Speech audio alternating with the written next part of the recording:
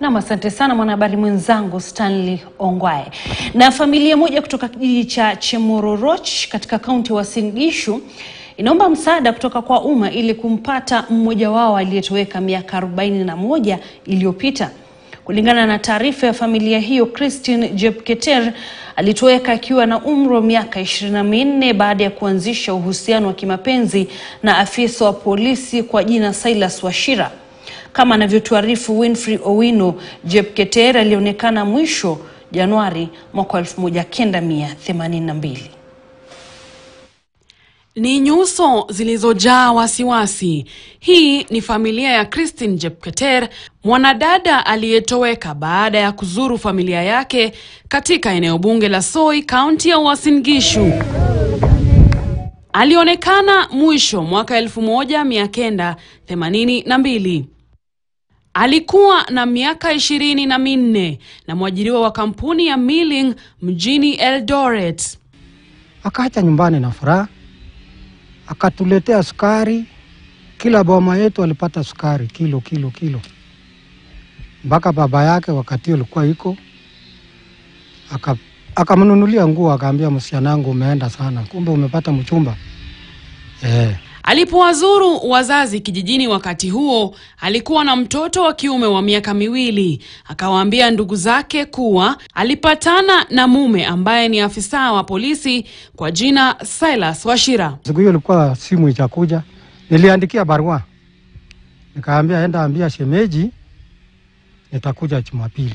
Miaka 41 baadaye, familia hii bado ina matumaini ya kumuona mmoja wao tena. Nduguye mkubwa anatusimulia masaibu aliyoyapitia kujaribu kumpata dada yao. Wakati mmoja walipata taarifa kuwa Jepketer alikuwa anaishi katika eneo la Kacheliba, Pokot Magharibi. Juhudi zao zikaambulia patupu. Mwongo mmoja baadaye, ndugu mmoja akafunga safari kuelekea eneo la Kilgoris, kaunti ya Narok, kumtafuta dadake. Hii ni baada ya kuarifiwa kuwa alikuwa anauza ndizi sokoni. Alipofika, aliambiwa kwamba afisa Wachira tayari alikuwa amehamishwa kazi na kupelekwa Iten, kaunti ya Elgeyo Marakwet. Kufika kwa police station hapo, tukapata polisi wenye wako hapo. Akatuambia huyo mwenye alikuwa anatoka Kachilipa na ako na pipi mnandi mweusi mfupi. Nikaambia ni huyo, anaitwa Silas Wachira. Akaniambia ana mwezi mmoja kupigwa transfer hapa.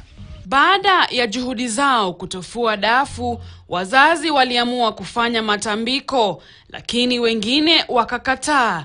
Kwa sasa wazazi wote wawili wameaga dunia, lakini waliobaki hawajakata tamaa. Sikulikuwako kama mtu akifariki unasikia wanachinyoa nywele. Yaani wasahau huyo mtu. Sasa tukakataa. Nilikuwa rika yake, sababu tunashindania na yeye mwaka moja.